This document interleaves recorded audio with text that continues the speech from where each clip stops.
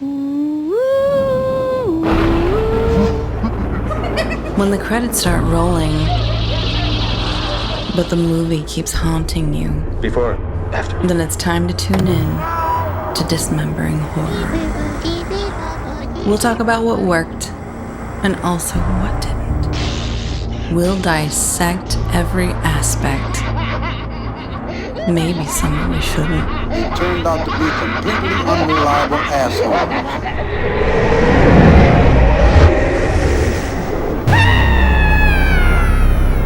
Take it away, boys. Oh, hello, Tim. Hello, Ryan. And hello, everyone. Thanks for listening, watching, for being here to, as she just said, Dismembering Horror. What she did not say is this is episode 204 of Dismembering Horror, and that today we are dismembering the new film, the new latest film in the Evil Dead franchise, Evil Dead Rise, directed and written by one and the same Lee Cronin of The Hole in the Ground, which I haven't seen. Have you seen it? I have. It's good. Cool. That's what I've heard. I really want to see it. I think I recommended it once. I think maybe. Okay. I'll still have yet to fulfill that recommendation. Well, come on, man. I want to. Great. Anything else before our trailer here? All right. No? Let's just jump into it. Oh, you know what? I will say something. Yes. So, at the bar that I work at, I left Friday night at like 10. Mm-hmm. Lee and the two stars of this came in at 10:30. Whoa. Crazy. And I missed them. Darn. I know. And we always talk about like who is coming to your bar, who is the clientele. And who knows? there we it's go. It's them, I guess. That's so funny. Yeah. I was sad to learn that yesterday. Wow. Whatever. Cool little bit of serendipity though. Yeah. All right. Well, then let's watch the trailer. How about? Okay, sure. Let's do it. Great. As I just said, from this fine year 2023, here we go. Evil Dead Rise. Yeah.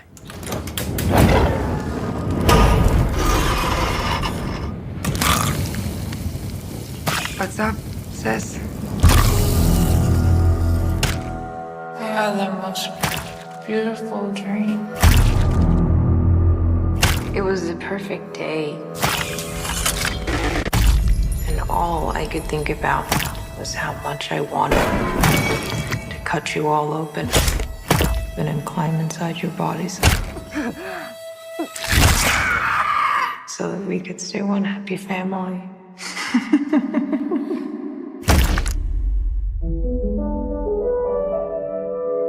When I was just a little girl,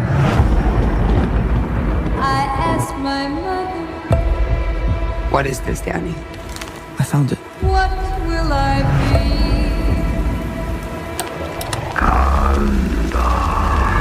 Will I be pretty?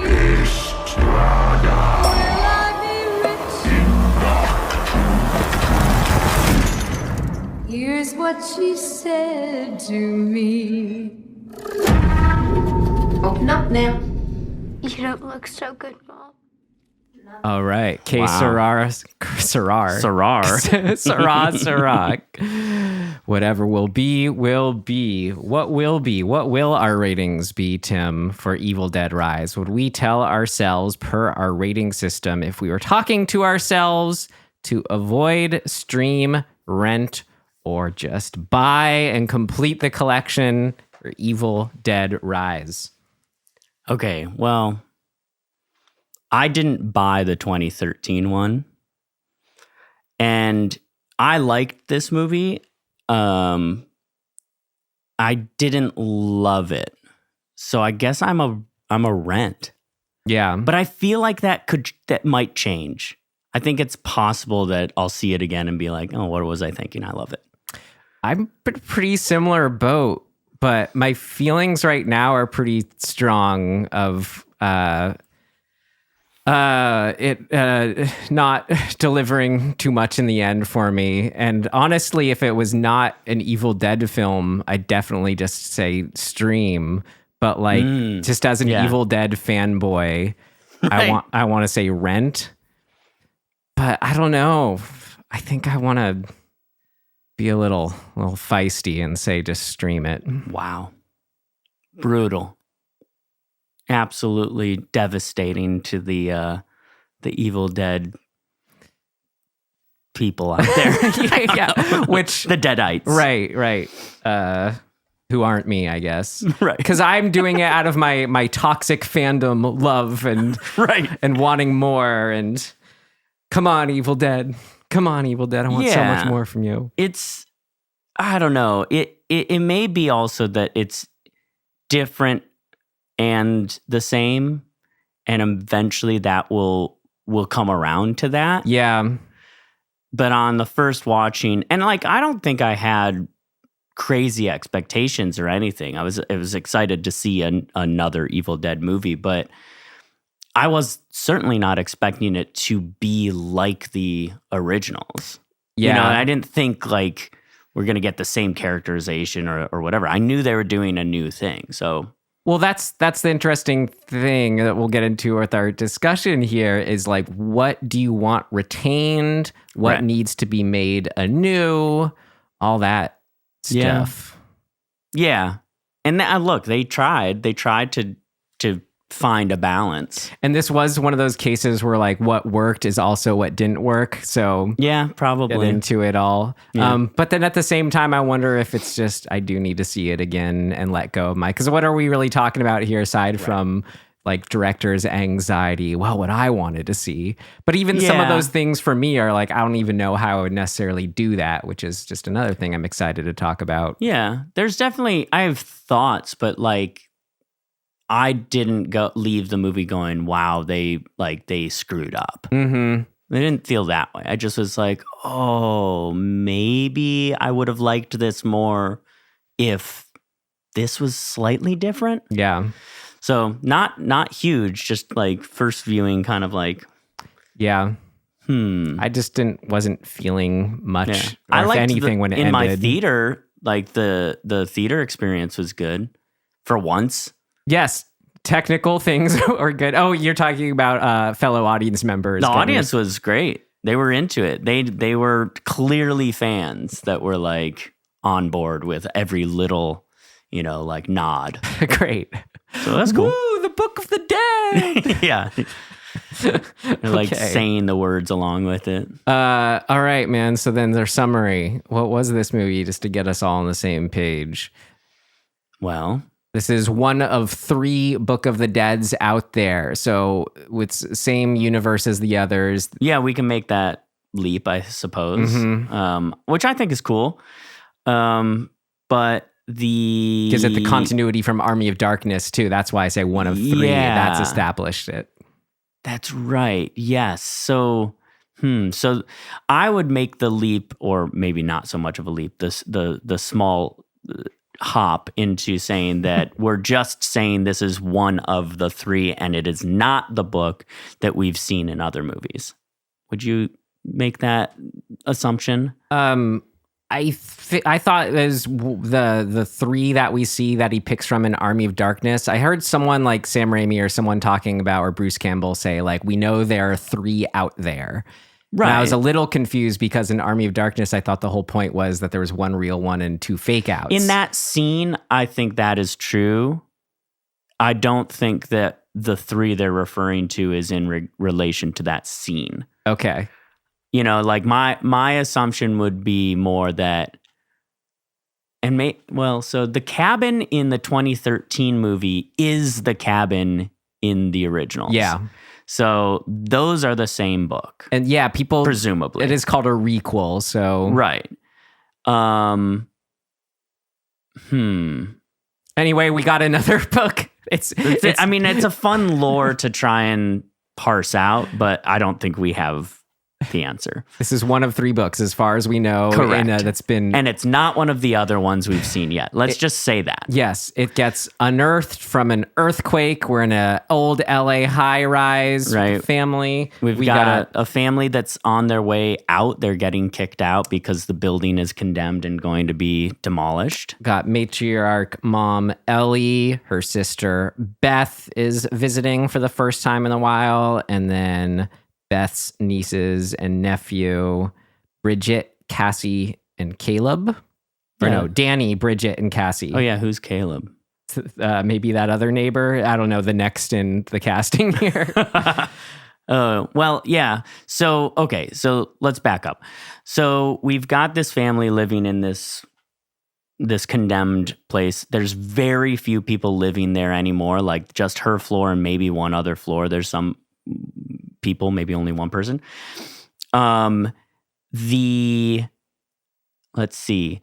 The aunt, or Ellie's sister, discovers she's pregnant. She comes back into town and to find that the family is actually not really available to help her out in her situation because their situation is also somewhat dire. They need to move out. But then there's an earthquake, and effectively they get trapped in the building. The kids have gone out to get pizza. The earthquake creates a hole in the parking garage. And they established that this building was an old bank. So there's a hidden vault down there with a bunch of manuscripts and just stuff.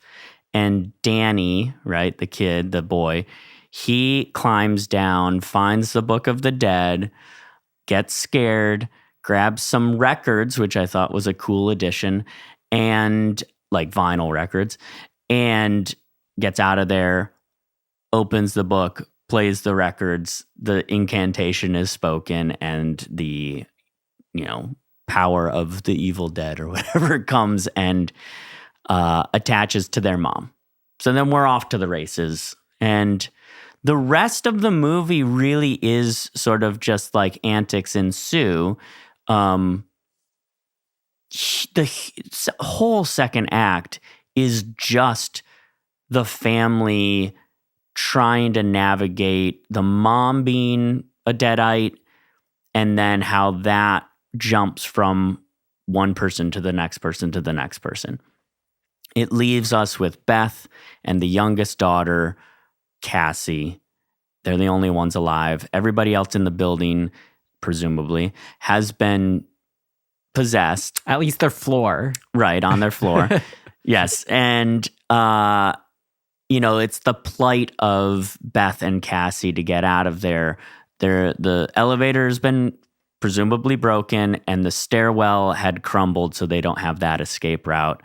And they can't get out through one apartment to get to the fire escape. So they're pretty screwed.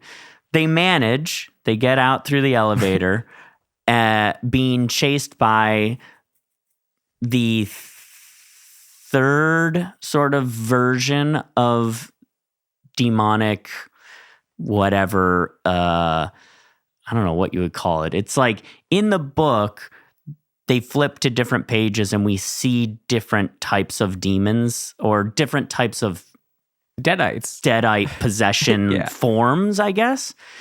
And the mom gets one first, the daughter gets one second, which is really cool. The son gets the last one, and then the three of them combine into the last version form, which is wild. And that's like the big boss at the end that Beth and Cassie have to fight off, and they do. Surprise.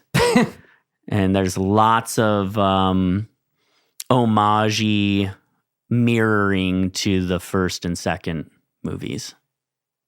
Homage mirroring. Yeah. And that's it. Yep. I mean, we get a wraparound story, which is kind of fun. Yeah, just to sort of connect us to the cabin world. Right. Just because I guess it wouldn't be the movie Evil Dead without that. I don't know. The movie opens with a lake and cabin scene, and one of the teenagers is possessed and runs amok. And then we get really, honestly, one of the great, great title card images or moments I've ever seen. That's a good segue to what worked. Yeah. All right, let's do it. What worked? What What worked? What worked for you? What worked for you? What worked for you? What worked for you? It worked like a charm, Smith. What worked? What worked for you? That title card, indeed. That was the... it's going to sound backhanded compliment here, but that was the one moment I really, really, really loved.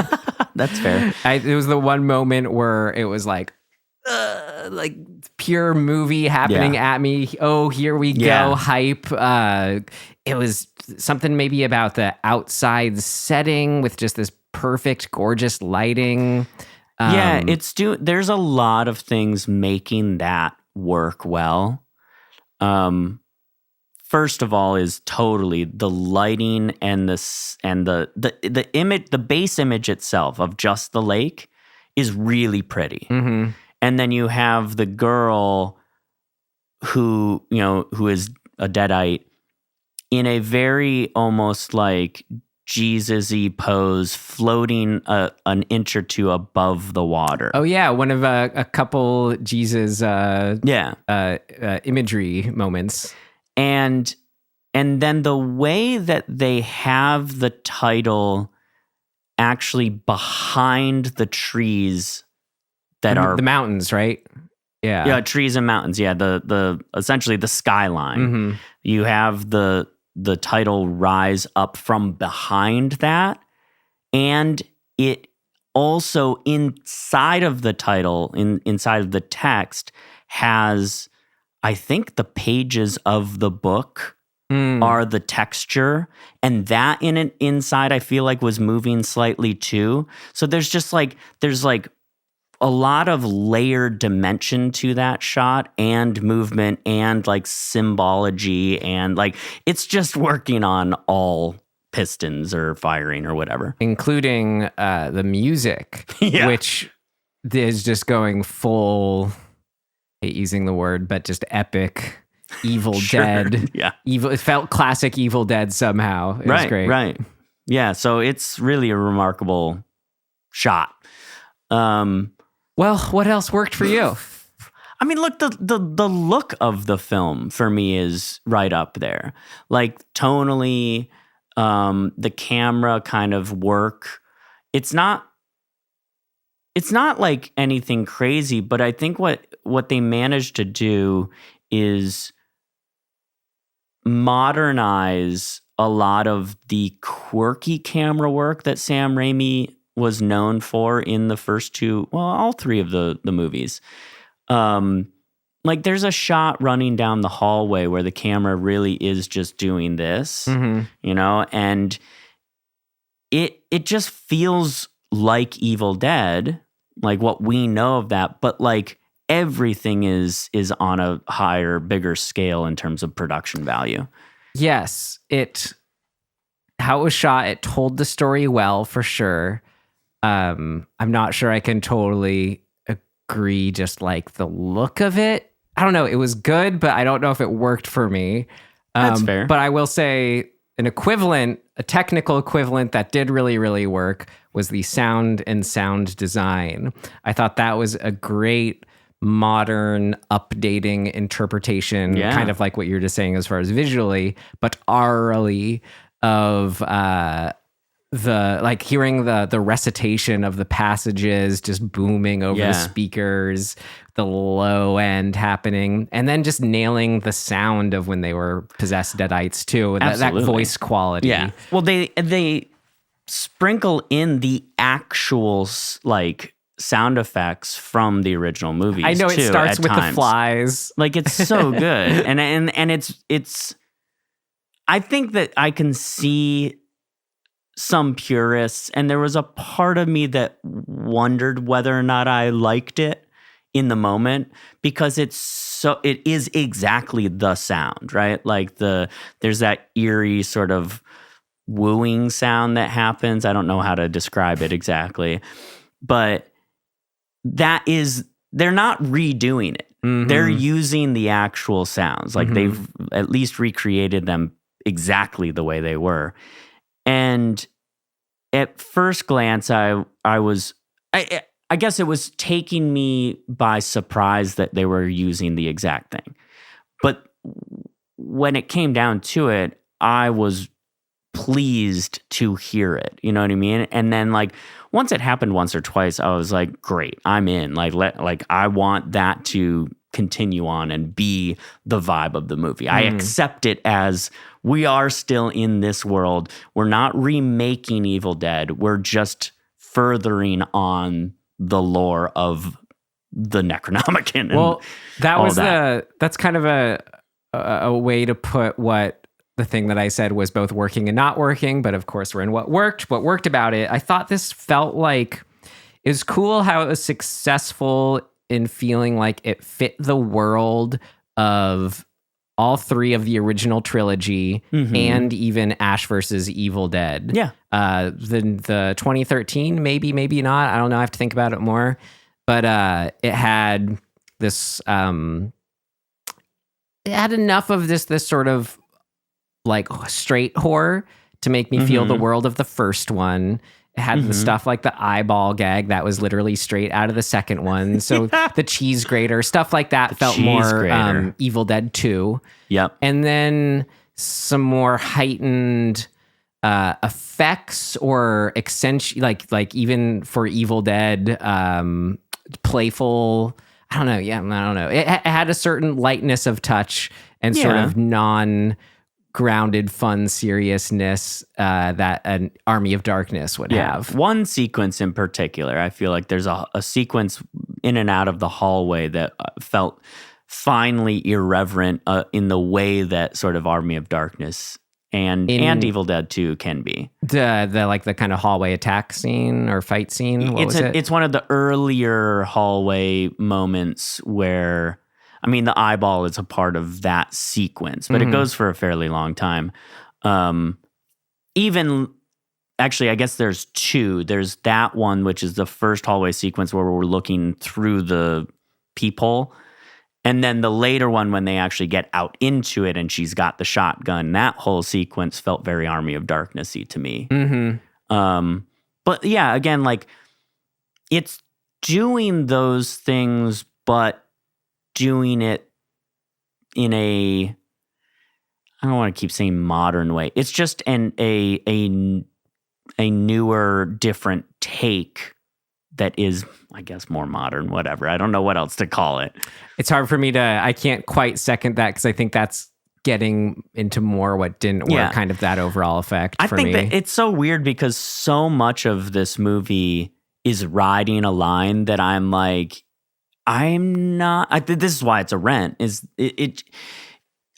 I like it, but I'm questioning it almost. Right. I like the stuff happening on screen. So more of that. The book itself, I loved the design of the drawings inside. They did conjure this ancient, there's something sinister and evil about the drawings themselves. The fun of I don't even know if it'd be vinyl, but whatever that original old material is of the record that makes it when it's so scratchy like that. Yeah. There's like hard whatever that is. And that whole unleashing sequence too, I thought was really fun. I did too. I don't know. The movie is pretty unrelenting, which I think is good. There's a side of being unrelenting that I think we can talk about that maybe would fit into what didn't work. But for the most part, just and this does sort of, for me, connect me to the Sam Raimi style of the Evil Dead movies in that, I mean, for lack of a better way to explain it, the camera is literally being like shoved into the face of things. Yes. And that alone gives me that feel like that. The incantation scene has so much of that where it's doing that thing where it's like pushing really hard into the speaker and it's, like you said, it's booming, and then it's like really close in on the record and his hand moving around, or really close in on the what's the needle called, the stylus, all of that stuff, I think, just feels good and is matching the vibe that I want going into an Evil Dead movie. So I was excited about all of that. The I guess continue the train of great Evil Dead-y, true to Evil Dead feeling moments. I think my favorite, such a big part of that is, what do the Deadites do? What do they say? Does that feel right? So I love the breaking the eggs as a sort of first. That's always a great Deadite moment, is when they're doing something traditionally human, but just that askew and there's something wrong about it. It's just that visual of cooking the eggs with the shells in and just throwing them in there. It felt like that is just a spot on, like, kind of what Deadites are or do with things. Something about that visual is really representative of that. That was great. I've just now thought to myself, you're mentioning the eggs, like, when you say that, and like, what, like, you could take it totally for face value what it is. It's just that they picked a thing that is available in the kitchen to do. But like, why eggs? And like, it makes me wonder also, because we mentioned the sort of the Christ imagery and the mother themes, that like Beth is pregnant with somebody's kid. We don't know whose kid, so we can maybe make a leap to say that there's sort of an immaculate conception theme going on there. Ellie is coping with being a mother. There's a lot of this weird undertone of maybe something to do with like Christian Father, Son, Mother Mary, something. I'm not sure what, and I might be reaching totally, but I wonder how much that maybe played into how he, or just themes that he was leaning in on, Lee Cronin, I mean.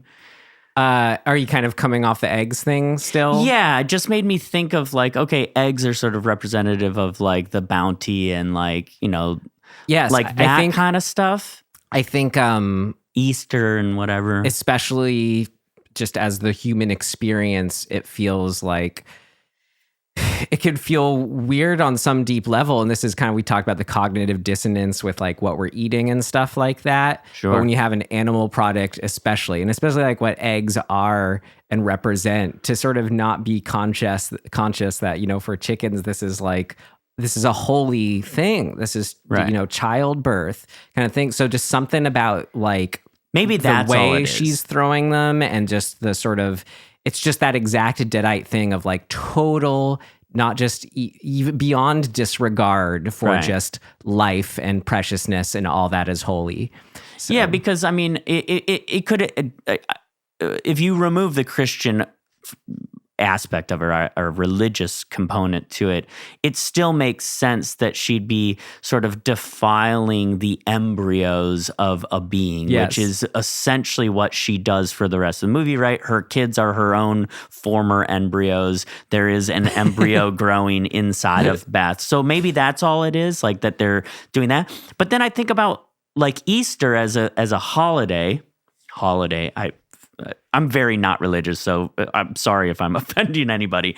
But like the whole concept of like Christ has died and then he rises again, right? Like the movie is called Evil Dead Rise. So I wonder, and I wouldn't be surprised if that was somewhere in the mix of how he was going about like in this world and the themes within these characters and the story. Yeah. Well, I mean, you're kind of making the connections to earlier, and this is just another big what worked for me with this was just twisting it up with the mother, kids, family angle for this movie. So anything too that was unique to that was great, as far as like what she was saying as a Deadite mother, just anything in that vein, which was great. I'm going to cut you up and have you crawl inside me, come give mommy a hug. Well, and that the kids then do at the end, the two kids return to her innards. Yep. And like become a part of her again, which is a reverse birth. Right. Which is wild.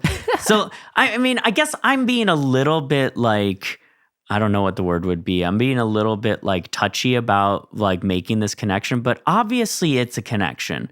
It's about a Book of the Dead. Like that is a very sort of like fly in the face of religion. You have a priest reciting the incantation. Like obviously it's all in there. Yeah, it's the inverse Bible. Totally. Yeah. Yeah. So whatever. I don't know why I'm being like, why I'm being touchy about it. I don't mean to be. Yeah. I'm trying to be sensitive. We have a deadite at the door. All right. Aside, we were interrupted by this creature, which, I got to be honest, she does not seem like a dog. So, Mim, what were you... No, okay. So, mother dialogue, mother stuff, mother possession. This is my adopted child Right. here. I can relate now. Just talking about all the mother stuff, we gotta shout her out. Alyssa Sutherland, I thought, was incredible in her performance. Okay, which person is that? The mother. Is that Ellie or is that Beth? Ellie. That's what I'm coming off saying. Mother. Gotcha. Her. Well, I mean, Beth's a mother to be. Soon to be. No, who we're talking about. Yes. Who we've been talking about, Alyssa Sutherland as Ellie. She's, yes, not just a great performance, I thought, but also her face looks just so perfect for like... Dude, what is up? It's freaky. I was going to say for turning into a deadite. Like she has a perfect face for a deadite somehow. The way that she's able to like... It doesn't look natural. Like I don't think they were doing CGI anything to her face. I think she's just really good at like, morphing her face around. But goddamn, it looks insane. She has a very angular face and body. That's true. Good contortionistic moments. Yeah. I mean, it's wild. What I will say, I think the acting, and maybe that, we're kind of used to the camp acting is a different thing of the old movies. This is high end, like very solid acting. There's very little camp. I mean, even in the campy like moment when she's a deadite at moments, the acting of that is amazing. Oh yeah, like it's wild to me how crazy and good that is. I liked to not to say she's like that's not to dismiss her at all. I mean, it's amazing how good she is. I also really liked the daughter in deadite mode. She was great. Swallowing or eating and then swallowing the glass. That was a good highlight. Good deadite moment. Let's just talk about. I think the true sort of like success of the movie is the insanity of like the kills and the gore. Like I love the creativity behind all of those. Like even if they are homaging things, I still think that the way it's depicted and like the content of it was amazing and so much fun. Like we can kind of quickly go through it. Like the mother, Ellie, like boiling and being put in the bathtub and like jumping onto the ceiling, that whole sequence and screaming at them, like all of that was so cool. The daughter, sorry, before the bathtub scene, the Ellie throwing up, just like the most throw up I've ever seen in a scene ever. And it was like cockroach worm things. It was like foamy water. No, I mean the mom. Oh yeah. The foamy, watery, like white barf that she throws up. And it's just like, it's, I don't know, gallons and gallons of it. It was so crazy to me. It's like, so to me right off the bat, I'm going, oh, okay, we're in for a lot. You know, like when you start with that kind of insanity, like strap in. Yeah. So then, the daughter throwing up all of the like cockroachy whatever goop that came out of her, that was gnarly. I hate throw up, by the way. And I was willing to get behind this for the sake of how crazy it was. So I like that. The chewing of the glass, the cheese grater to the leg, the Stephanie kill through the daughter's mouth, her pulling that out, her being wrapped in a cloak and following, like coming into shot, that whole sequence. And then suddenly she can basically fly, which is crazy. So that whole thing, her stabbing her brother in the arm and the chest was like super gnarly. The big old scissors through the mouth. Scissors through the mouth. The spray flame off of the oven. Like all of these were just really, they're not necessarily new, like they're not like breaking new ground, but like they're fun, they're over the top, they're crazy, you know, like visceral. I'm surprised they didn't do any fingernail stuff, but they I think rightly so, it's been a little overdone. But there was a couple moments when I was like, oh no, we're gonna watch some fingernails like come apart, and they didn't do it. The whole hallway scene, the eyeball being bitten out, which is wild. That was good. And then just the back and forth through the peephole like perspective, I thought was really fun to see people's bodies flying left and right.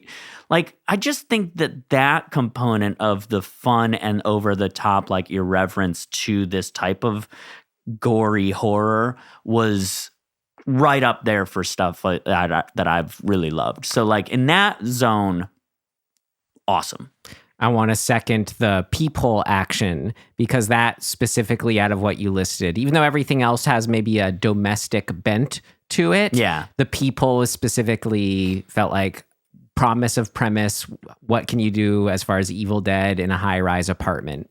So anything like that, especially enjoyed. I mean, like you said, the going back and forth, but great eerie moment with having Mother Ellie look at like, you know, she knows they're looking through the peephole, and the way she goes right up through it. It's just, I don't know, gave me that feeling of like, oh my God, your proximity is so close to this demon. Also when her daughter, Cassie, the youngest, is looking through the peephole and being spoken to by Ellie, or Demon Ellie, and she's sitting there facing away from the door. Mm-hmm.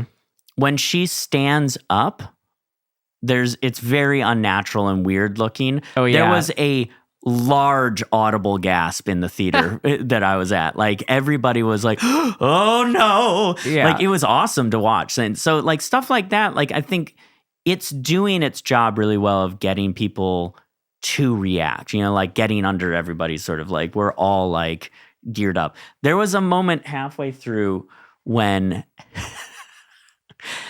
a guy and his girlfriend or whatever, a guy and a girl got up, and the girl was holding his arm across her face and having him lead her out because she was so scared. That warms my heart, Tim. It was amazing. And like, we all, you know, they have to walk basically in front of the whole theater. So everybody kind of saw them go through. And like, there was like, people were just like, oh yes.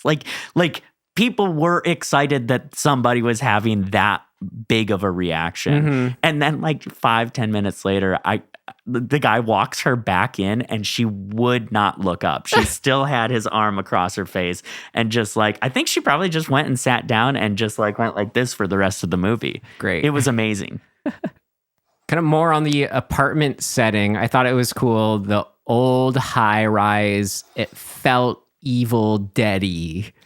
Yeah. Which I appreciated. Yeah, why is that? It did, though. You're right. It's a design thing. Maybe same era as the original cabin. Oh, yeah, that could be. I don't know. I mean, I've read, I've played some of the Evil Dead video games, like for Dreamcast back in the day. And it's funny. It's cool when you're outside of the cabin. How do you still make it Evil Dead-y? Just something about the color choices, the era, all that felt good. Yeah. Yeah, and I don't know, I like that it's in LA just because we're here. Yeah. You know, like I don't know that necessarily adds anything for anybody outside of LA, but it's I don't know, it's cool. That building, I assume it's a real building. The exteriors. I don't know. But it's got that very LA like Art Deco era, which I don't remember when that is, the 20s or 30s or something like that. But that is a very old LA architecture that I like. We've been in those buildings, right? Like a lot of casting offices and stuff are in those old buildings, and like you go in and the elevator is exactly like what we're seeing in the movie. So like there's a familiarity to it for me, at least, that I was, found pleasing. Absolutely. Yeah. The elevator, another good, unique to the location. I love that whole elevator scene. Absolutely. And I felt very much, in particular, the coloring of the blood felt like they were directly saying, homage to The Shining. Yeah. Like obviously it bursting out has a overtone of that. It was interesting. It looked like they shot it slow-mo, just kind of so they had the option of going full Shining or not. Right. But I was glad in the moment it worked well just to have it just doors swing open, blood burst out. It's a really cool set piece.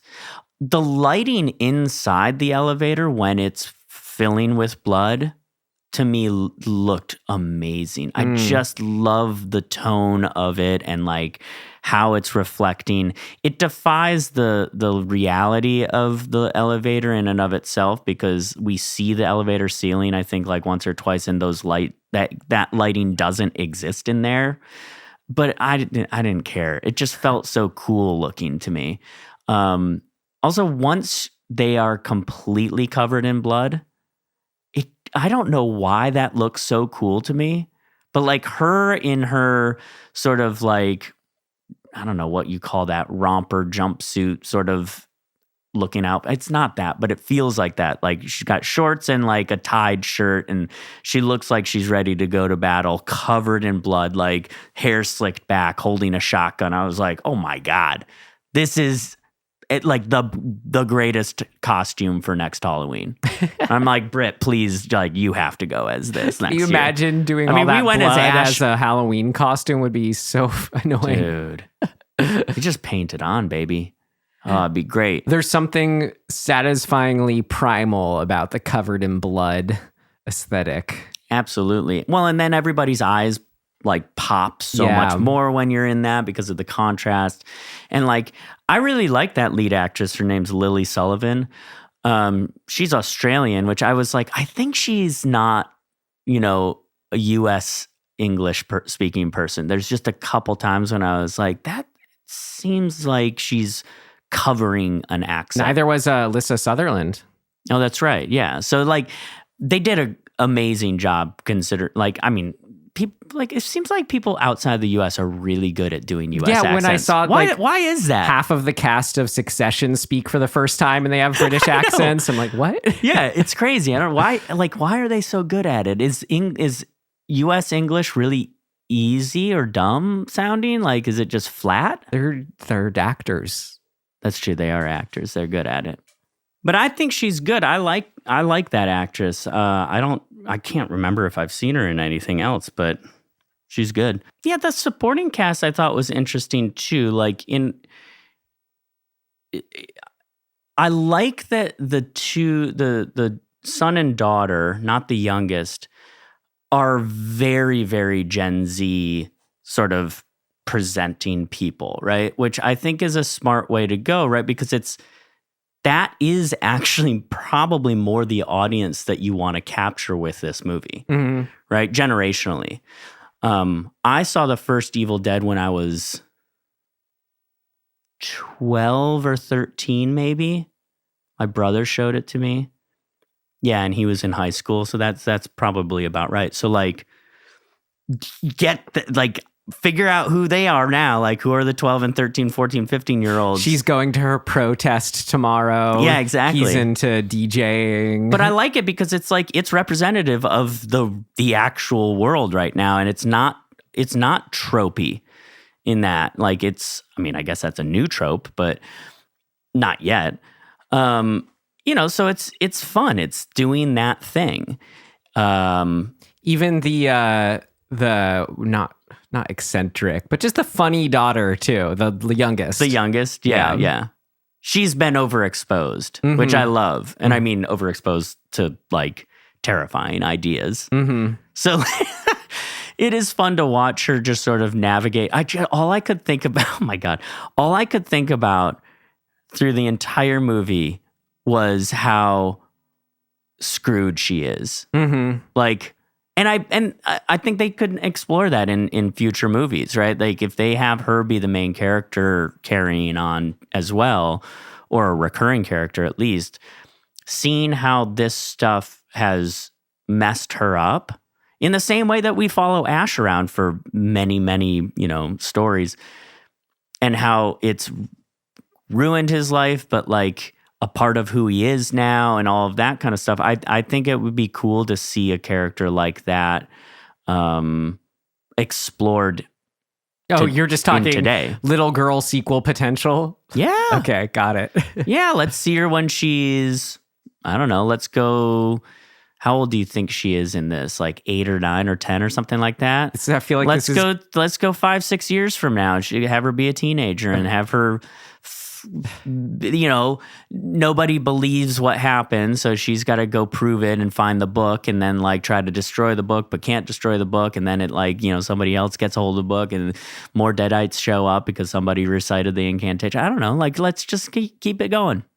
I think we should keep it going, because if you're talking just about what worked for you was characters having potential for future installments, yeah. We're probably extinguishing the what worked section for us.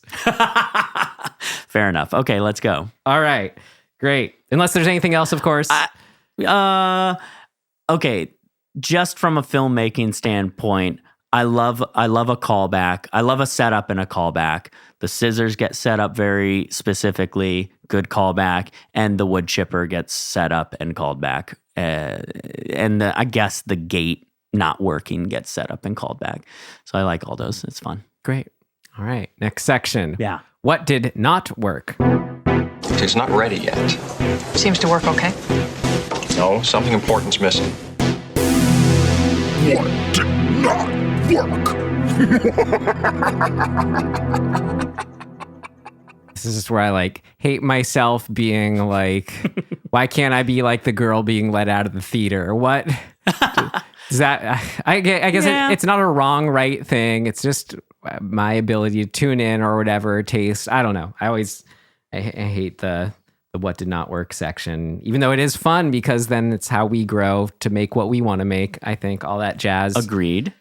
I mean, yeah, when you're talking about these exciting set pieces, kills, gore moments, effects, it just kind of all means nothing to me when I'm just not engaged in such a way with the characters. You engaged? Yeah, it's like so like I was already saying, was it felt like it was a successful combo of the original trilogy and all the things they were doing.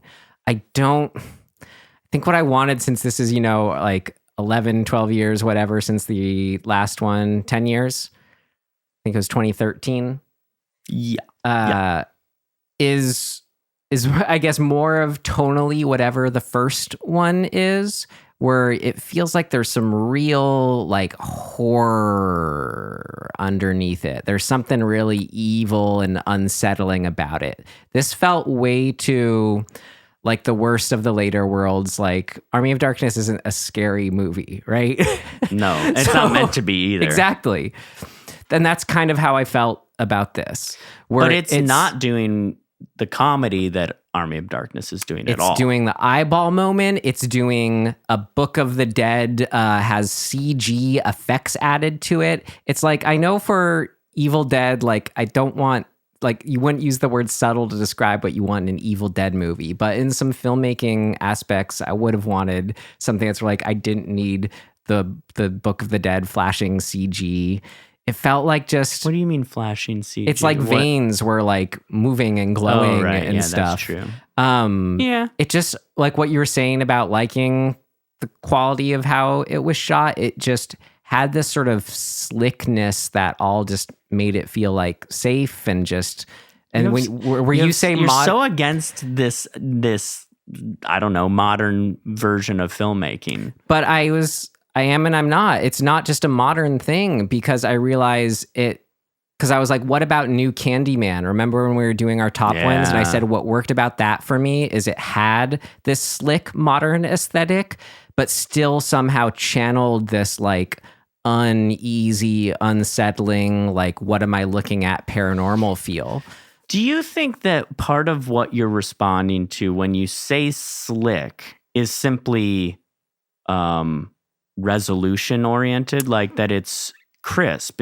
We live in a world where a 4K is a thing, right? Like, and it's sort of surpassing what our eyeballs are. Like 4K, like people are like, oh, 8K is the next thing. It's like, dude, you can't, like, it's kind of like I have to throw any out a lot of words to just get at whatever it is I'm talking about. But so I guess what I'm asking is your distaste for that aesthetic, where is that coming from? Is it because you so deeply love the grittier, grainier, just reality of photography, actual film photography? Even though I probably would be stoked to see like a 16 millimeter version of this, I still am. That's not my final point of its slickness is what made it. Well, I'm just asking sort of in general, because this does, you make this. I think Twin Peaks The Return is like the best thing made in a long, long time. And that has a super slick look to it. Okay. So no, it's not just that it's slick. It's not I'm exactly. continuing a thread. So I'm like, it's not just the slickness.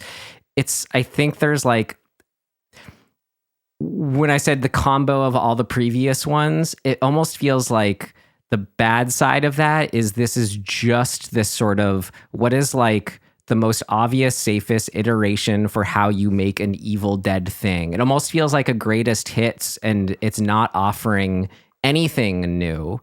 Like, sure, it's looks and good cinematography and sound design that's modern aside. It didn't quite have like, I don't know, and I keep thinking of the 2013 one as a reference point where what did held me back from that one, like the first time, was I wasn't crazy about like the not actual forced kind of feel, the studio feel of it, but something about the addiction storyline just felt so heavy and dark. It was forced. I agree. That kind of worked for me in the sense of being so heavy and dark that it just sort of put me in this like gross place that I liked. But for this one, it was funny. It was like for a mother and her kids turning into deadites, it should be just so dark and disturbing. And it is the context, but it never had that weight to it at all for me. I agree. And so I think what you're getting to is something I felt very much. I don't think that this movie quite gives us enough in a number of different ways, but enough to care about. Maybe a different way of putting that is that like they tell us what to care about, but they don't give us anything to latch on to within that telling of the thing. So like there's like an obligatory scene where the aunt gives the youngest a bracelet. And this is, I guess, sort of a save the cat-ish type of thing. Another weird greatest hits nod to Ash giving his girlfriend's necklaces, right, or which whatever. is also in the 2013 one, and they try to undercut that trope too. But like, if you're gonna do that, like in the original movie, like maybe it should come back. Right? They do the setup and payoff of other things, but they certainly don't with the bracelet. So it's what saves the day in the old ones, yeah. Right. What's the utility of that scene then? And I think it feels like from a writing standpoint, a lot of these characters, we were just given a little bit of a like just the surface of what they are with the assumption that we'll get the deeper like context or relationship story stuff that typically helps us get on board. We don't have that. I felt it was a really big mistake to have. So if Beth, the lead of the movie, is the kind of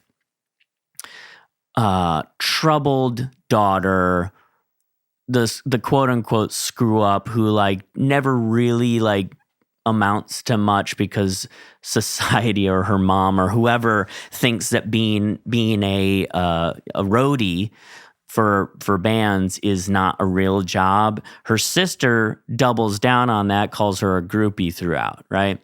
So she's the quote unquote like the weird one, the other, the unsuccessful, like can't get her shit together character. It happened again, or I need your help again. Right. Yeah. Okay. That's fine. I mean, like, do that character. I don't really care. That's a common trope. The problem I have is that in opposition to her, you have a mom who is now like, is to me overly tropey. She's a single mom because of an unknown specified reason. The dad just disappeared. She's a tattoo artist, which I don't think tattoo artists are like a lower class or whatever, but like the world does, right? Like people look at a tattoo artist and they're like, oh, that person probably is like a druggie or a screw up or whatever. Like who wants to put like tattoo all over themselves? Like that kind of attitude exists. So like you're already going to be fighting that if you're making her the stable one. But she's not the stable one because her husband is no longer there and she's getting kicked out of an apartment that they've had for years because the building's getting demolished. So like that convolutes those two characters way too much or even conflates them. I think that's a huge mistake. I don't think it would have been better if she had been like Susie Homemaker, but at least there would have been a really stark divide between them. So as far as just who they were and their characterizations, I think all that was fine for me. It was just more how much stuff there was in showing that or around it all. And that's what really took it out for me as far as the characterizations was like, just a lot of stuff. It's like, okay, they're about to get evicted. The sister's pregnant. I don't know. It was just, it just was making me want like that kind of, I was trying to think like, well, what in the originals or about that classic slasher formula kind of works. For me, it's like, I just want to kind of sit with them, or maybe that's what makes me sympathetic. It's not like, it's not going, oh, the sister just got herself in her regular pickle. It's like just sitting with them and having them breathe and have like moments I can sympathize with, not necessarily like life context, but just moments. I need them to have conflict. Mm-hmm. I need them to have real conflict, and they don't. They have fake conflict. Well, they have half-assed like, oh, shucks, you've done it again, you groupie. Like, that's not enough. I needed a scene where Beth shows up and says, yo, I need your help. I'm a screw up. I admit I'm a screw up, but I'm in trouble again, whatever. And Ellie lays the fuck into her and really lets her have it in like a maybe over the top and unnecessary way because Ellie's situation is so dire. I never felt like Ellie's situation was dire enough. It was sort of like, oh yeah, things kind of suck right now. And like, I don't really have time for this because, you know, like I gotta move. But like they're not packing boxes, but they have to move. Like she like pulls some clothes off the rack at one point. It's like, what? No, have the house filled with boxes, have them like clock is ticking, have an eviction notice on the thing, like lean into the problems of the characters so that they can be at a state where they can flip out. And like if she really lets Beth have it and says like, you know, like takes her down hard and like makes her like belittles her and they can have like this fight, then we can see them apologize for that. Or we can see them want to apologize for it and they never get to because one of them becomes a deadite. Right. And then once that deadite exists, so in this case, Ellie, what I felt like the movie really, really missed is in the final moments And this is a thing in the other movies that we see over and over again.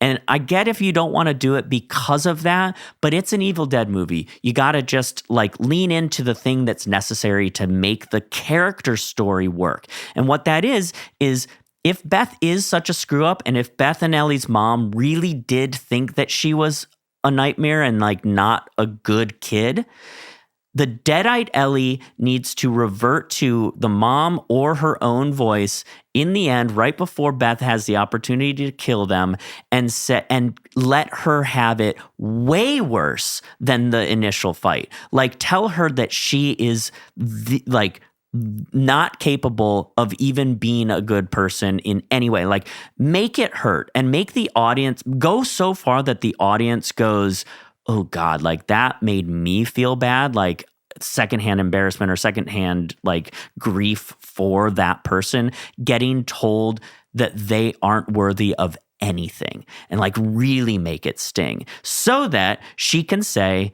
no, that's a lie. That's the demon talking. My sister would never say that. And the moment that I have to face that is also the moment that I have to kill the body of my sister, but the spirit of the demon. That then makes us feel the catharsis of her, like, you know, jamming the chainsaw into her head. It's essentially the writing tactic of the lead character defying the lie that she's told herself forever, which is, I'm a fuck up. And that's a powerful lie, right? Like, I can relate to that. So I want to see her have to be faced by the worst moment and have that person tell her the lie to her as if it's fact, and have her say no. I agree. I want that kind of catharsis from the end of moment, which I forget was there. She says something as a final something. It's surfacey. I'd say, yeah, so there were, in their deadite form, there's none of that really drilling into like them saying to each other what hurts. Yeah. Maybe this is sprinkled. Yeah. Maybe this is, but didn't feel like Evil Deadite really getting to their core. This might be kind of mincing words what you said, but I don't know, like, if I needed a big argument at the beginning to set that up or anything. Yeah. Like, what? But you want to feel some version of that. What I want to feel are like subtle tensions that then, when they're in their deadite form, kind of, you know, becomes extrapolated. And I'm just using the originals as a reference point. There's kind of like the tension of Ash's sister being the only single one there. So she's kind of this like, all right, kind of fifth wheel here. Right. There's Scott is basically just Scotty. He's just being an asshole to everyone and is the one who plays the tape. So they're mad at him. And aside from that, it's just kind of, we're with them in that classic slasher movie setup, which is what I was getting at with saying, I just want to spend time with them and get to like them as sort of actors portraying just giving life to the characters. And for me,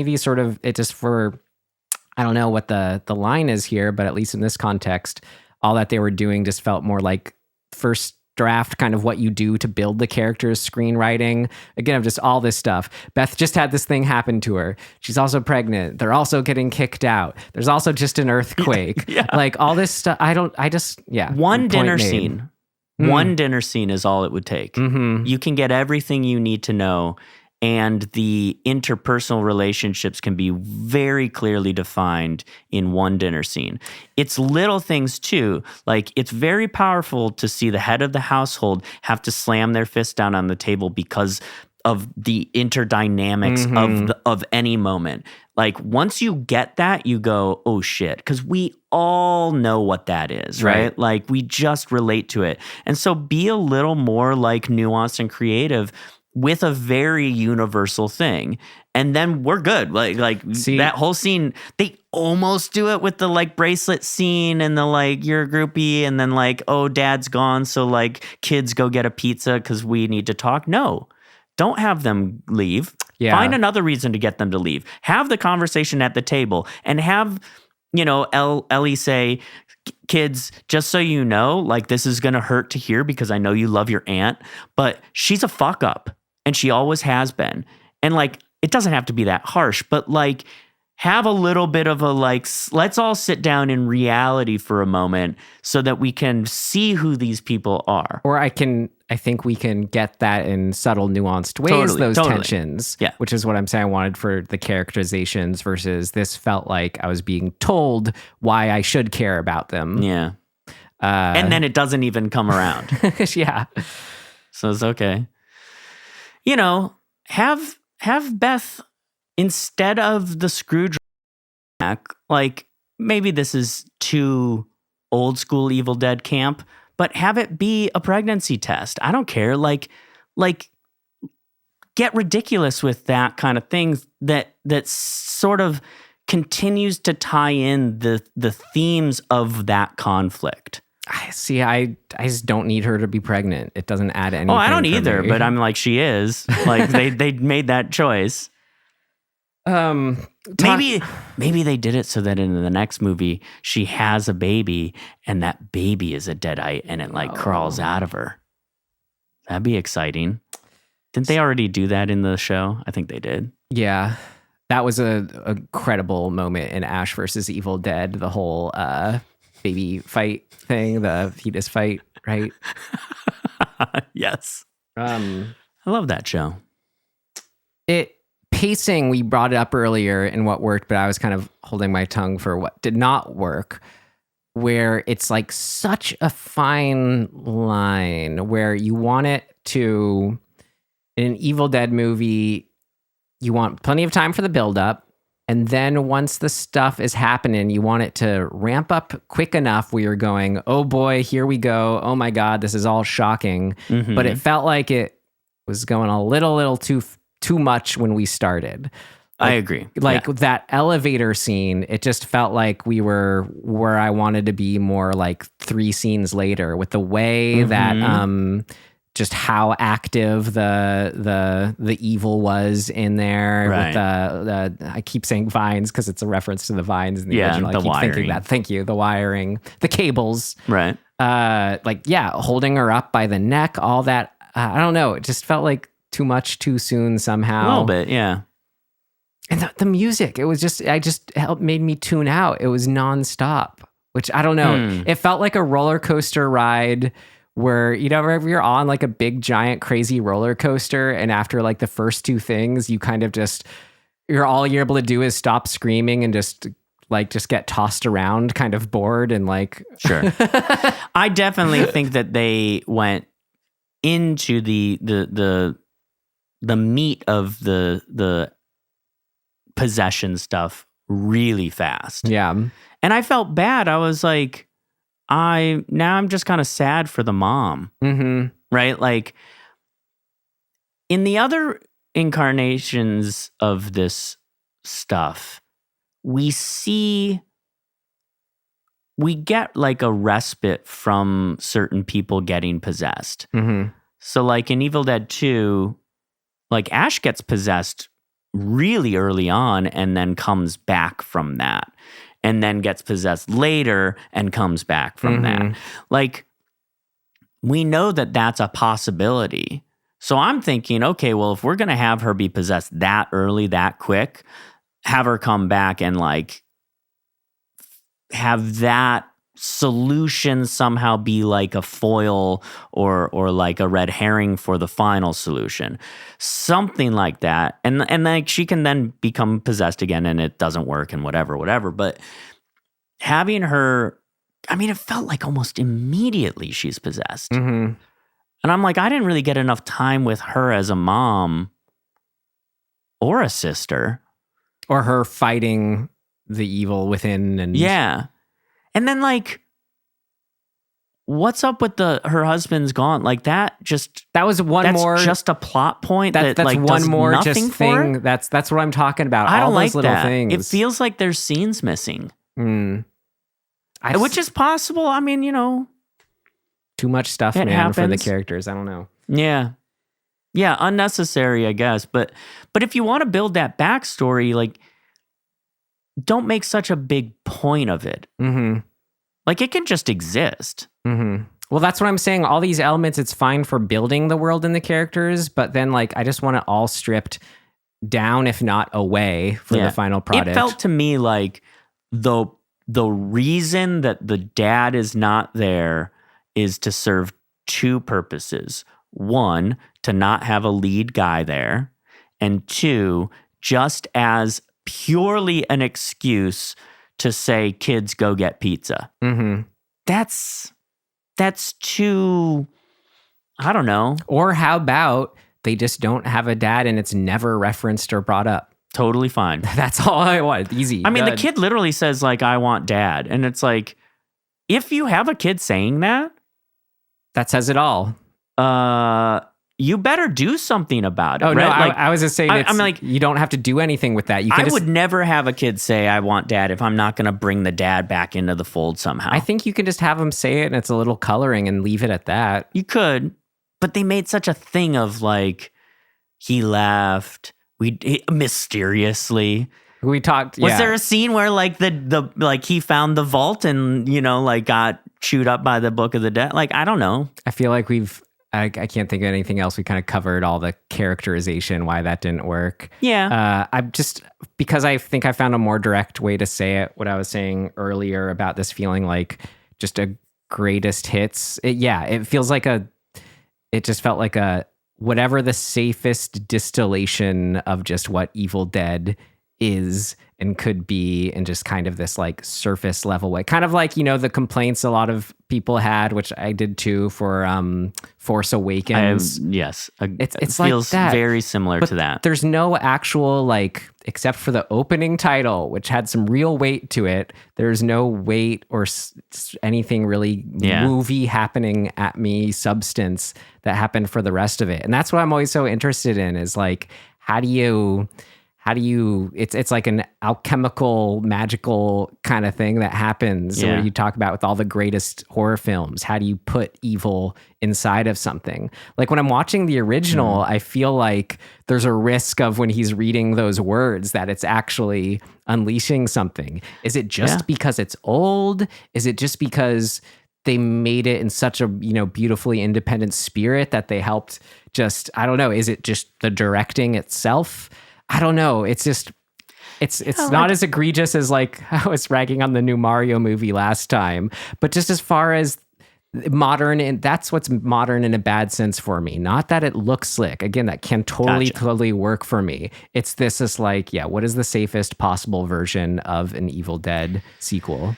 I think I agree with you that there's sort of a safe overtone to it. In that, like, even the final setting of the movie feels kind of like not a thing. And we know it's happening. I mean, you said you like the payoff setup, but for me, I'm like, oh yeah, now we got to the moment that I've been expecting. I like that it exists. I don't necessarily like, I don't think it's great. For me, it had felt like I'd already seen the ending. Exactly. Because it had been So set I'm going to up. propose a different ending that's very similar. It's just a setting tweak. And there's lots of reasons why you can't do this. Maybe it was never even an idea, or maybe it was budget, or maybe it got shot down for whatever reason. I would have had the elevator smash through the first floor into the sub-basement where the vault is. Use that location again. Yeah. Like, aren't we supposed to do that? Return to the origin of the evil. They got to find the other record to put it away. Yeah. Something like that, right? The earthquake, if you want the wood chipper, I'm fine with that. Just have the earthquake have cracked a part of the parking lot or the garage. Have the wood chipper come halfway through to kill one of them. Yeah, and that gives you a light source too. Wait, so you that were it's kind not of just completely. I feel like you just kind of changed threads. That was it. Like that. No, I was curious what you were going to say. You were going to say more on, I was proposing that question of like, how do you put more evil into something? How do you make this feel less safe? And you're kind of going on a thread there when you were like, yeah, it is kind of, you could see what I was talking about. Yeah. Oh, well, no, I mean, I don't really have an answer to that, but in a way, what I'm saying about how I would change the ending speaks to that's not safe, right? Like I would, like in Beau is Afraid, like I think this the what makes Beau is Afraid so appealing to me is that nothing is off limits. Every idea, and it's the nature of the film, but like every crazy thing that you can come up with is in the movie. So why are we making, like, what are the powers that be that aren't allowing for that? And they exist. Like it could be a limitation of the filmmaker, like just the scope of what their vision. That's not a knock against them. It's just if their lane is their lane, maybe they're not opening up to these bigger, sort of crazier ideas. Or that may be a personality thing, could be the producers, could be budget, could be so many factors. Or again, it's just that it's incorporating these elements from all the Evil Dead films when if it was hearkening a bit back more to the sort of less safe feeling of the first one. Like the spirit rather than the homage. So that's where I keep thinking is like, that's what I want, that keying into that spirit of the original. That I think could be really interesting to be like that question. How do you modernize a spirit of something? Which again, this did do that for all of them, but in the end, it was just sort of this at the expense of not doing anything fresh or original for me. Yeah, and like another example of kind of the gray area between using, like, I love movies that are able to wrap themes back around, so like she has a skill, she's a tech, a guitar tech, and that skill comes back in handy later. I should have mentioned this. The shot of her sitting in front of the turntable with the headphones on. I like that. That shot is so gorgeous. But like, is that the callbacky nature of that? Like, oh, I can do this. In that moment, I was fine with it. Like, I like that. But that's like the only time that exists in the whole movie. And I kind of like, I don't know, there's a part of me that wants more, not versions of that, but I don't know what I'm saying exactly. It felt like it was lacking a third act, like, thing. Mm-hmm. And maybe that's because so much emphasis was put on, like, the callback to the other films. Mm-hmm. But even in doing that, it did, like, I agree with you. It just felt kind of flat. Like, I wasn't, like, cheering when she's like, come get some. I was like, all right. Yeah, same here. I'm just trying to think of, since it's something you kind of have to talk around to get at, I feel like this sort of distinguishment between, safe and not safe are now the words we used for it. But it's like the difference between, even though it was not a PG-13 film, it feels like a PG-13 film. That's another way to put the kind of safe I'm talking about. That's interesting. Like when I, as a kid, would think of like, something R-rated versus something PG-13, I never had that feeling of like, it's because of the sex and violence on screen in a literal sense. It was just if something felt like more, quote unquote, adult, Right, but that's how you're responding to it. The MPPAA or whatever it's called, the people who do the rating system, their reasoning is trash. That has nothing to do with what I'm talking about. I'm talking about just trying to define like what is the original doing? What are the horror greats doing to make a movie feel scary, sinister, evil, dark, not safe? And I'm just thinking, that's just one more way for me to describe it, is like whatever the hell it could or could not be rated. Like you could make a version of this that would rate PG-13, but it still felt R. Sure, I get what you're saying. I get it, yeah. It felt like when you're watching it, there's something I'm not allowed to be watching here. This sort of like the spell it unleashes. There's just something adult, puts me closer to death. I don't know. Well, what's weird to me too is that Hole in the Ground, if I remember correctly. No spoilers, please. Well, not at all. It had a really ominous, unsettling tone. Yeah, which is... And I remember thinking, like, I don't actually really remember the story at all. I remember the feeling that it gave me. Even just from the trailer of that movie, which I do remember, that is exactly kind of what I'd hope for, a feel. And like, I would watch it again for that reason, especially since I don't really remember what happens. But that, like, how do you accomplish that feeling? And I'm not, I mean, as a filmmaker too, I'm trying to do that. And I watched my last film that I pretty much just finished. And I'm like, I don't think this is hitting in certain moments as deeply as I wanted it to. And I'm not sure why. Right. And I made it, right? Like, it was my creation. It's time and perspective. Yeah. Time will give perspective. I don't know. And that's why, I mean, we started this episode saying, I don't know, maybe we just need to, give it some time, see it again. And it's just not the kind of roller coaster I'd want. And thinking about movies and filmmaking in terms of that is a helpful metaphor of being like, what kind of ride is this? When I'd want something a bit more like the feeling of going on the Haunted Mansion as a kid or whatever, where it's just like the suspense is there. There's a hauntingness. Right. It's not just a crazy ride, you know? This was, I agree, that's a good way of sort of making an analogy to what it felt like. Like, this movie feels like a fun, exciting, crazy ride. It does not feel ominous, unsettling, get under your skin. And somehow Evil Dead 2 does. Yeah, that's kind of the best of both worlds. That's why it's kind of one of the great horror comedy examples. Actually, one thing I remember thinking too, leaving the theater, kind of on that note, to compare it to Evil Dead 2, because that by far is my personal favorite.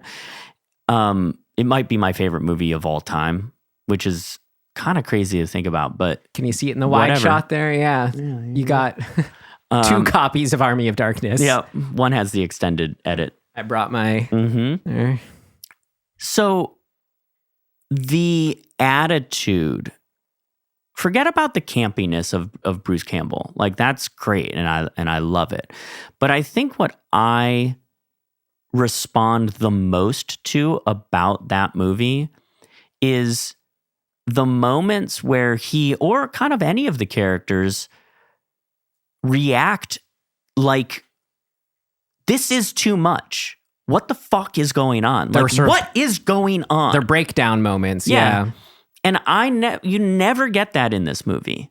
Like, I needed Beth. She doesn't have to be goofy, campy, or like comedic about it, but I really needed her to have some more moments where she just was like, are you serious? Like, that's the monster? Like, this is what the fuck? We never actually took in that final shape of the monster. It just was kind of happening. Right. We get told what it's gonna be through the image in the book, but we don't get the characters' reaction to it. And like, honestly, the scariest shit in any movies is not the scare, it's the reaction to the person getting scared. Seeing somebody go, oh my God, eyes opening, like breath being taken away, like whatever that reaction is, the best versions of that are what's scary. Like, even in an action movie, like in Jurassic Park, the greatest on-screen scream that I know of is Ellie, ironically, seeing the T-Rex in the rearview mirror when it says, like, you know, objects are closer than they appear, and the T-Rex, like, leans in, and she lets out a scream that is so genuine and so perfectly, like, grounded in actual terror. All hail Laura Dern. Right? Nothing compares to that. And it's not, to me, it's not about the fact that the T-Rex is there. It's about seeing somebody experience true terror.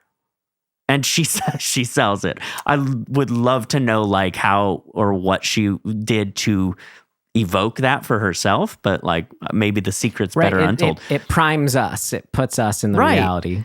And I just don't feel like we really got that in this movie. It's just trying to think of more helpful words to say what was lacking for me. Perhaps it did not feel, just what you want through and through with Evil Dead movies, what the Deadites are. There's a meanness.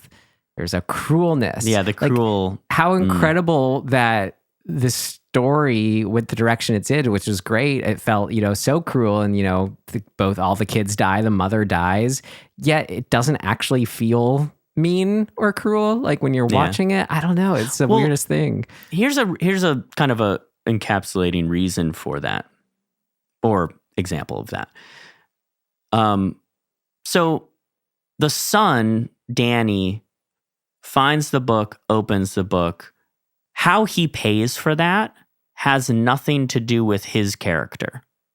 It's just a causality result. It's the difference between a and then and a therefore. Right, because he tries shutting it down but can't. Yeah. And he says, I'm sorry. Okay, I don't care, really, because I haven't been presented with a character whose flaw has led them to do these things. If we set up that he as a character has a penchant for irresponsibility, let's say. You mean that in the way that Scotty is set up to be a jerk? Yes. Or any character is set up to like have a flaw, have a reason why they make a bad decision. Curiosity is getting the best of him. But that's it. That's not enough. Also, we aren't set up that he's a curious person. Right? So like I'm saying there's a connective thread that I think is necessary in this type of storytelling that helps us feel what you're asking to feel. A deeper connection to like the plight of what's going on. I just keep, yes, maybe there are some threads that could have been strengthened, but just I guess I'm just only thinking in terms now because of what it is, that less would have been more just all around for what I'm talking about. Yeah, but I mean, more and less. This is back on characterization too. I was kind of getting into more tone kind of feel like. That's true. What is like what I was saying about like being mean enough. Like I'm thinking how, like, is it just a matter of the characterization not working? So then when these, gore effects happen, I'm just not that engaged? Or is there a way that they could have been crueler to these kids? Like, I don't know. It's interesting. Yeah.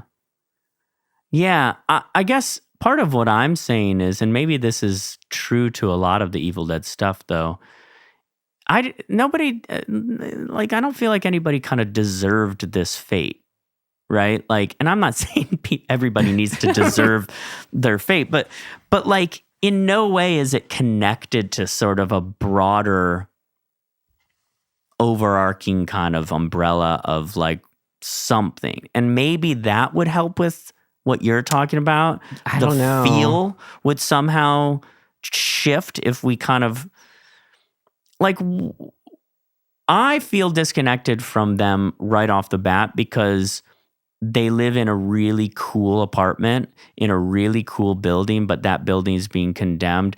There's no connection to a broader kind of, I don't know, world. I think that's okay because I keep again like using setting doesn't. I don't know. There's something just not quite gelling. I don't exactly obviously know why. Maybe it said it was too much and we didn't need the wraparound because you keep posing it as true. What was it missing? When again, I just keep going back to the originals and being like, it's not that it's missing things. It's just that it's okay to have it be as simple as trying to do too much. Yeah, group of kids show up at a cabin, read from the Book of the Dead, unleash evil, get killed off. Like, find a Book of the Dead in this apartment building, they get killed off. Like, I don't. This is okay. Let me give a really, really good example of what a movie that does exactly what this movie I think is trying to do with this type of setting, and setting makes a humongous difference, is Attack the Block. Yeah. Attack the Block, once we know what that setting is, see, like, it means something, the setting in Attack the Block. It's essentially a project. This building in LA somewhere that's super cool looking, Art Deco, weird, whatever, that's basically empty and condemned, soon to be bulldozed, means nothing to me. It doesn't represent anything. It doesn't have a broader context in society. It doesn't, like, it's just a building. And that to me is not enough. If it was a high rise, that would be different. Like, at least we know what high rise, like, did you see what I'm saying? Like, there's no meaningfulness to this place. I know you don't like that way of looking at it sometimes, but like, the context to me matters. I'm not saying you have to lean into like everything has to mean something, but like, at least in Attack the Block, we know what the setting is. I'm curious what you thought adds to it. I'm curious what you thought I was going to say, because I don't think it was. I sometimes feel like you've said things don't need to mean something. Well, I don't know when I've said that, because what I'm getting at here, why less is more, is because then the meaning comes through more. Like, think of it again, kids show up at a cabin, get killed off.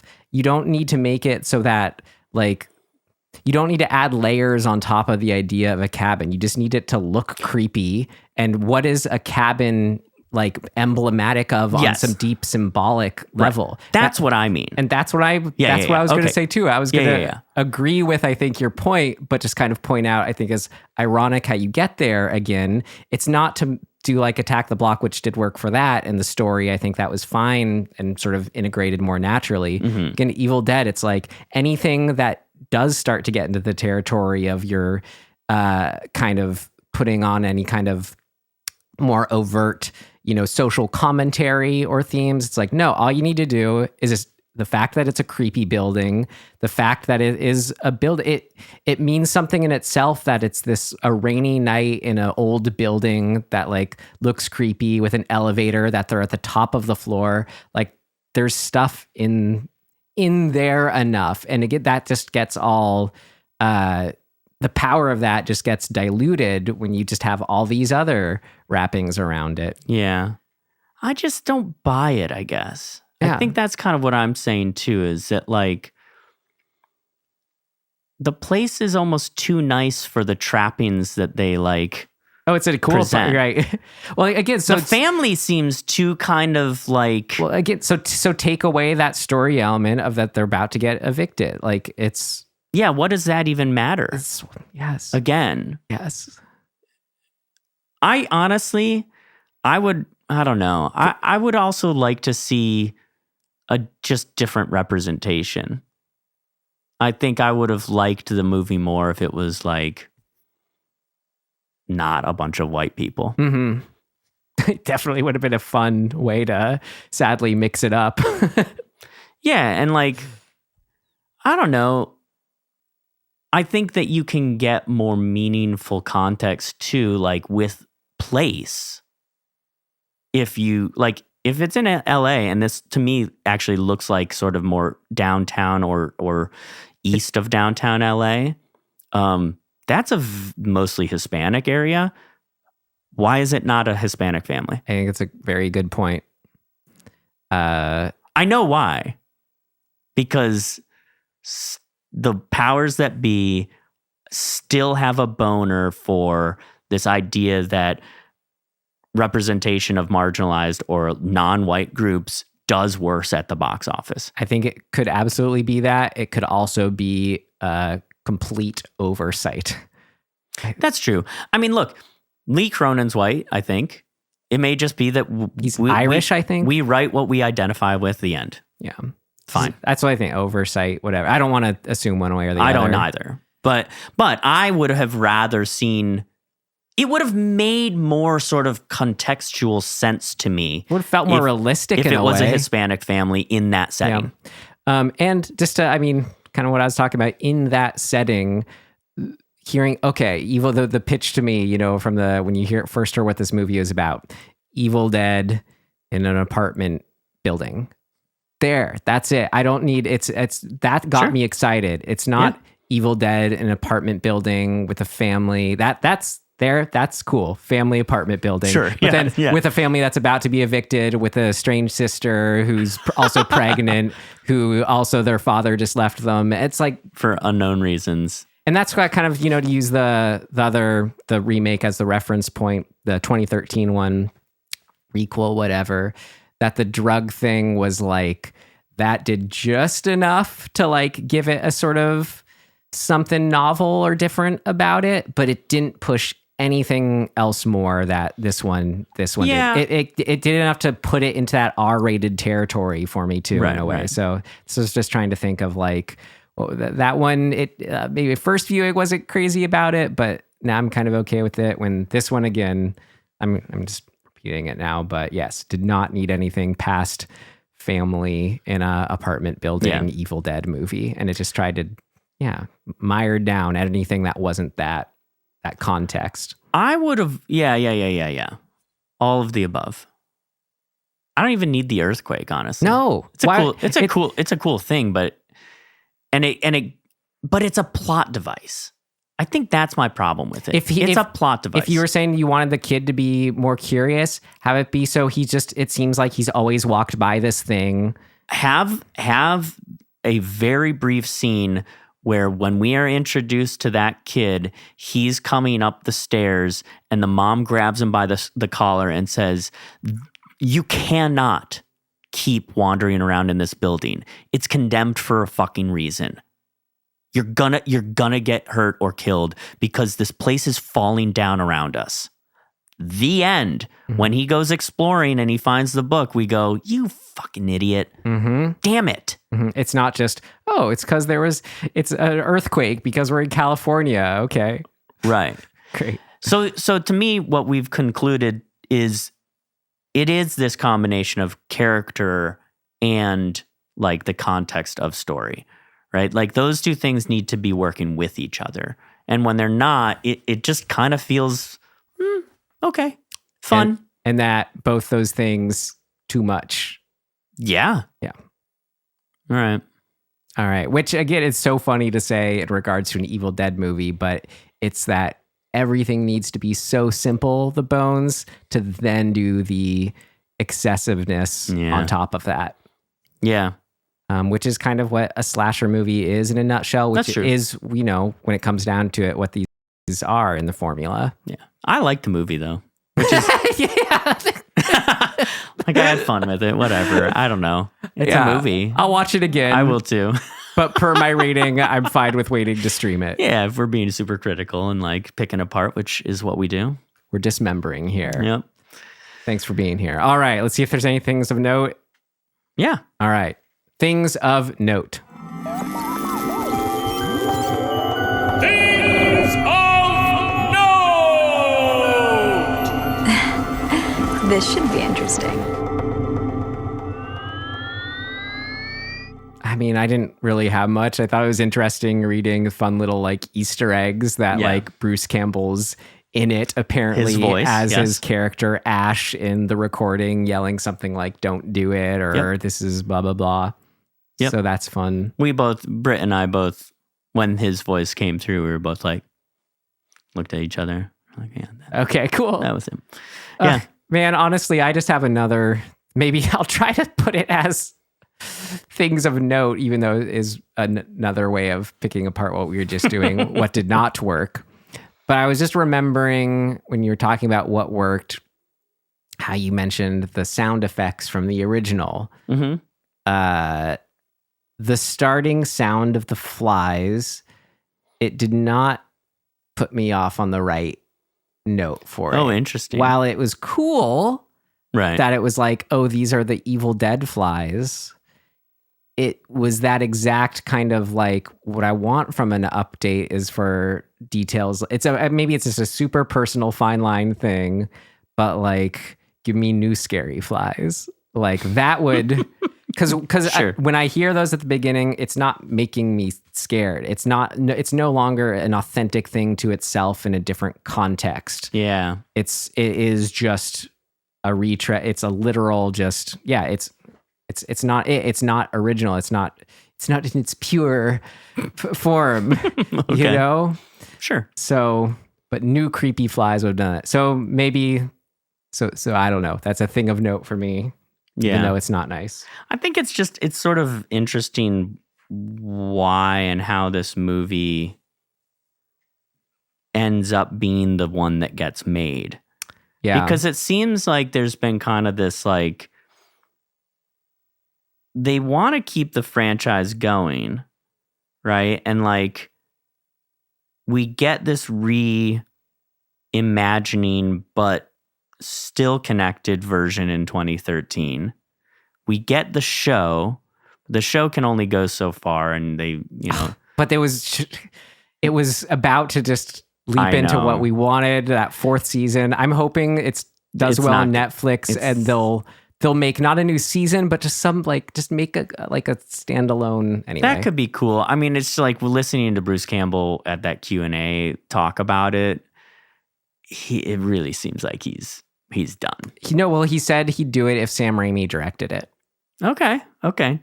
But it's interesting how it kind of it like waxes and wanes a little. It's like you get this, you get some momentum with the show, and then suddenly it's like, nah, we're good, we're done, and then it keeps coming back to life a little bit. And I don't actually know how Lee Cronin got snatched for this. So he was. Did he propose it, or did they look to him? I don't know. I mean, I'm sure it was just his film that put him on everyone's radar. But Sam Raimi executive produced something that was, I think, a collection of shorts, like or an anthology piece for not Hulu, but just something like that. Raimi said in July 19, we'd like to make another Evil Dead feature film. And in fact, we're working on some ideas right now. He said he'd be interested in making another film with Campbell. However, Campbell earlier claimed that he had retired from the role of Ash. He said another option would be a sequel to the 2013 reboot. However, he's unsure if Fede Alvarez would want to make a sequel at this point because the director was doing other stuff. Despite this, Campbell would appear in the film in a teeny tiny little cameo. We already talked about that. Okay, so that's totally unrelated. But it never really discusses at all how Cronin kind of got it and what the process of that is. So I don't know. It's interesting. It's it definitely feels to me like Raimi is super, super game for the world to just keep going. But they're making a show Bible for it. Yeah, and they made there's a video game that came out recently that looks kind of cool. So it's obviously the comic books. Yeah, that's Ash versus everything. But I just find I don't know. I'd love to know kind of more of the inner workings of the conversations that lead to Lee getting it. Well, you should have researched that and let us know. I won't. All right.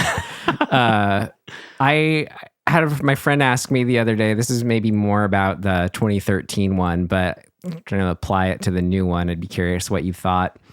As far as audiences, what the line between when we're trying to get on board with a story and have it feel like a real world we're getting into, it's really interesting when sometimes things that make them more realistic sometimes take us out of it, which is a very interesting example with the original. I was like, I kind of saw your kind of middling review for, sorry, not the original, the 2013, kind of your middling review for the 2013 one.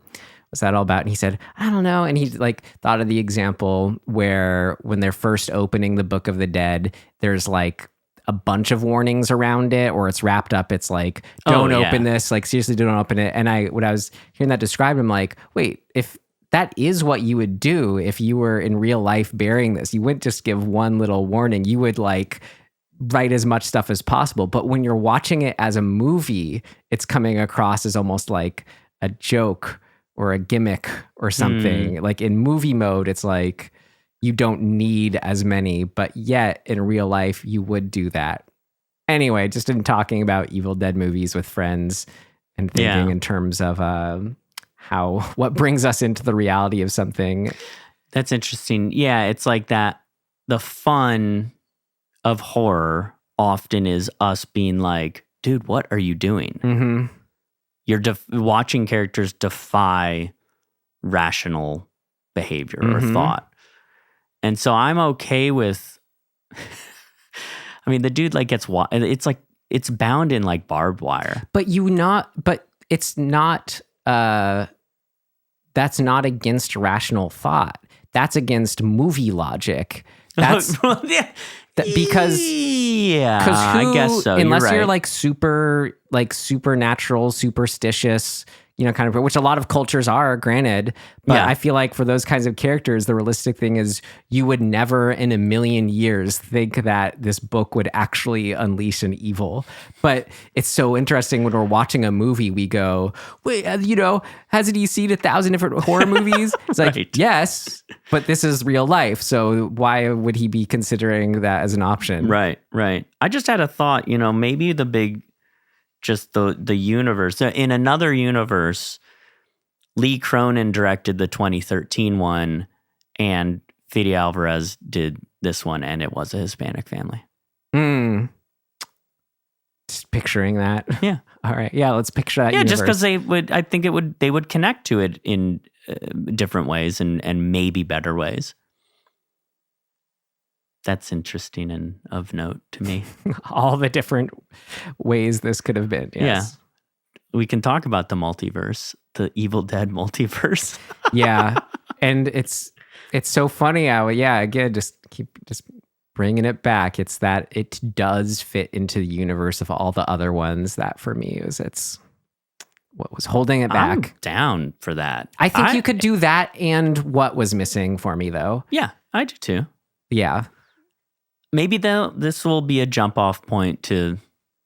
It just seems like it's an unnatural progression to go like, I guess if we're just still like, let's say if I'm hoping the next one is the one that I wanted, it's going to use this as the tonal blueprint. It's not going to all of a sudden have what I was missing from this one. Yeah. Prove me wrong. Yeah. I mean, I would almost say I would rather not see a continuation of this, a pure continuation. I don't need to see these characters again, as much as I like them.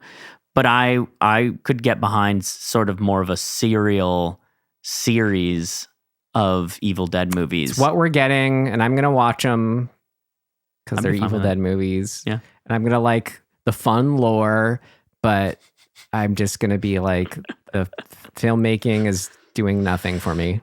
That's sad. But whatever. It is what it is. Should we wind down from Evil Dead Rise with some RecommenDEADtions? Yeah, what do you got? Well, like I said last time, where if there's a new Ari Aster movie in theaters, I'm going to recommend Dead It. If there's a new Kelly Reichardt movie in theaters, I'm probably going to recommend Dead It. Another A24 release. Funny enough, or not so. Wait, who is that? Kelly Reichardt. Wendy and Lucy. That's a good movie. Yeah. Meek's Cutoff. I haven't watched that. Britt has. Okay. A great movie. Certain Woman. Showing Up is the new one. I have heard of this. What is it about?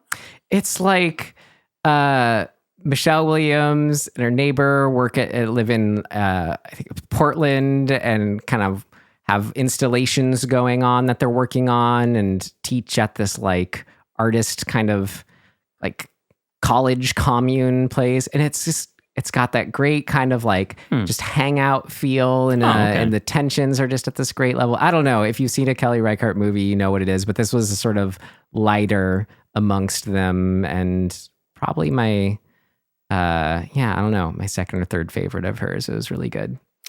Man, I haven't watched anything. Old Joy is my favorite of hers. Anyway, I was trying to remember. I don't think I've seen that. I haven't watched anything but what we've been watching. So I kind of am at a loss. Well, you can second mine from last week. That's what I went and saw. Beau is Afraid is... Am I allowed to do that? I guess I can do whatever I want. Definitely go see that. I don't, like... You and I need to have a conversation about it. I think we give it a year or two and talk about it, because I feel like we have to do an episode on it. I kind of do too. It is goddamn insane. Purposefully. I mean, that's like what the movie is. And in a weird way, people left the theater, which I love. Oh my God, yeah.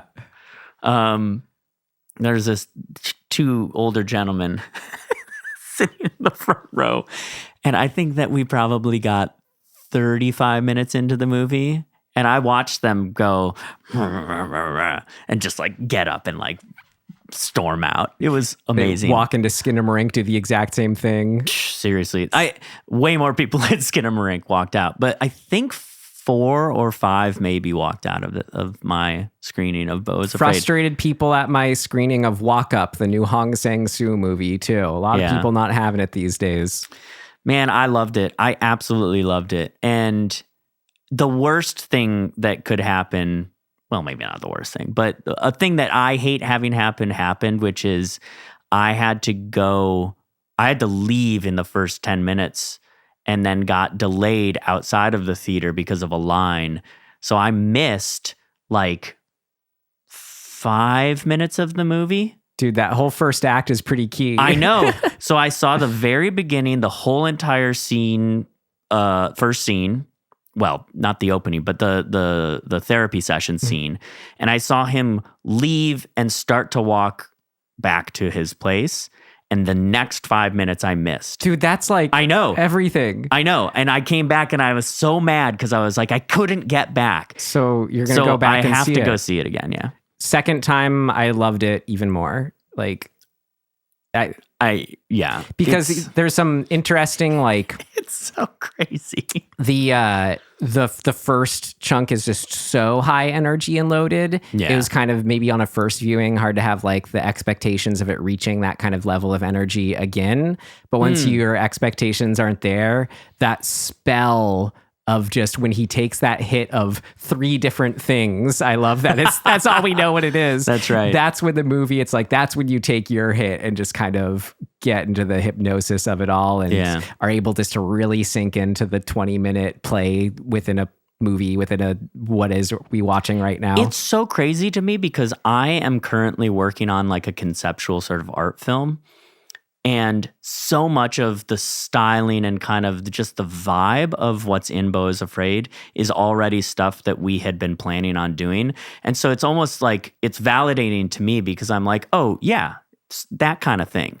That's what we're talking about. And yes, it's executable and it doesn't have to be overly fancy or anything. It can be practical. It could be a combination of practical and animation or like CGI or AI. Who knows how we'll do it. But like, it just felt really good to see the like all bets are off attitude towards filmmaking. It's like, I'm just going to do what I want.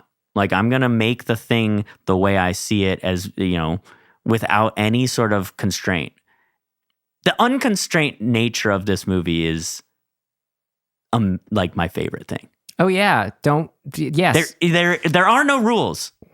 As much as I preach that there are rules in certain respects, like that's really more to say that there's guidelines to help you achieve your vision. There is always a guiding light in any film piece, whatever. That's sort of like, are you being true to that? And like that, that key for Beau is Afraid was consistent. Yeah, you know, and it's really like was just an exercise in going, what are all like my worst, most ridiculous fears manifested just to sort of see how ridiculous they are, but at the same time to feel them because we can relate, you know, in that level of anxiety or whatever it is.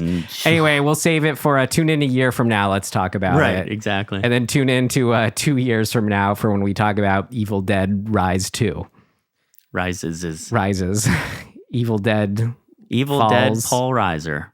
Evil Dead. Be pretty cool. He'd be good in an Evil Dead movie. Yeah, he would. All right, man. It's because he'd be good in any movie. Yeah. All right. In closing, we hope you don't find if you find the third book of the Dead, don't play whatever media device comes with it. Yeah. Yes, that's true. I'd like to see a movie where all three of the books are together. Who knows what that would cause? All right. Thanks for listening. Yes, and we'll see you next time. Goodbye.